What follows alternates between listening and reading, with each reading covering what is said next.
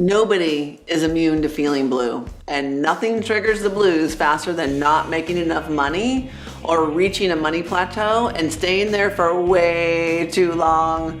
Hi, I'm Jeanna Gabellini of Master Biz Coaching, and I've been helping entrepreneurs make more money and attract more 5-star clients with stress-free strategies for over 20 years. I once had the money blues for over a year, and it wreaked havoc on my overall quality of life. I'd become this victim to the circumstance, and it stole my confidence. For the first time in my 20 years as an entrepreneur, I did not know if I would recover. Of course, I did recover, and I came back better than ever. But if I had to do it again, would I? Hell no.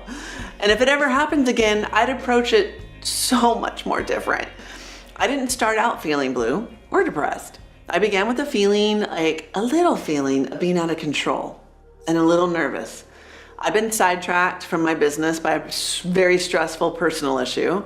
And by the time I noticed that I needed new clients, I was already going broke fast. I'd always been able to quickly recover from a financially slow month or two, but this had gone out of control. I was charging my groceries and just all my little everyday needs on a credit card, and it was at its limit.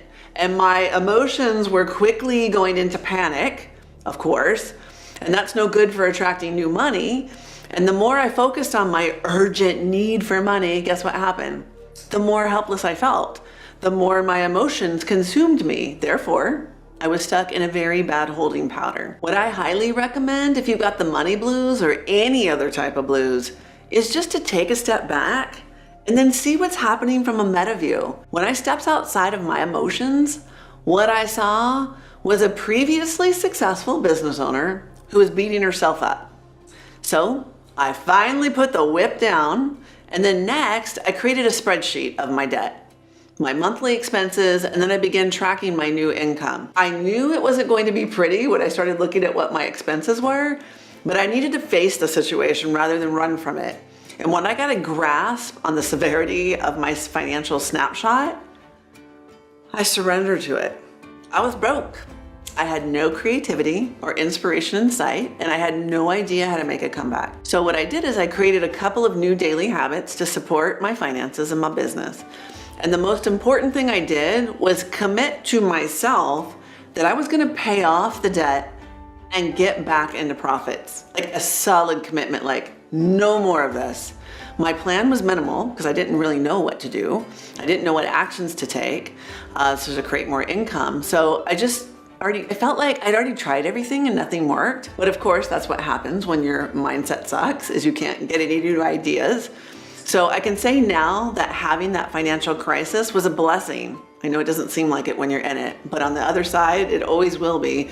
Because now I know the power of making that solid decision, that commitment to get out of debt and start making money again. And my decision was also to take back control and to move forward, and that served me very well. And in less than a year, my debt was at zero and I'd triple my income. And for me, it literally felt like a miracle. So here's the 6 steps that'll move you, that I used. It'll move you from the money blues to celebrating having money in the bank. So number 1, allow yourself to feel the pain, but not for so long that it swallows you whole and then just spits you back out. 2, look at the reality of the moment head on. Tell the truth to yourself and anyone that can help you boost your mojo or has some money-making solutions. 3, drop the judgment. You're human. Stuff happens. Even if you've had the blues longer than I did, so what? It is what it is. You're still a rock star under that blue costume. 4, make the decision to move toward an outcome, something that's going to empower you and that you would feel thrilled once you arrived. My goal was to be debt-free.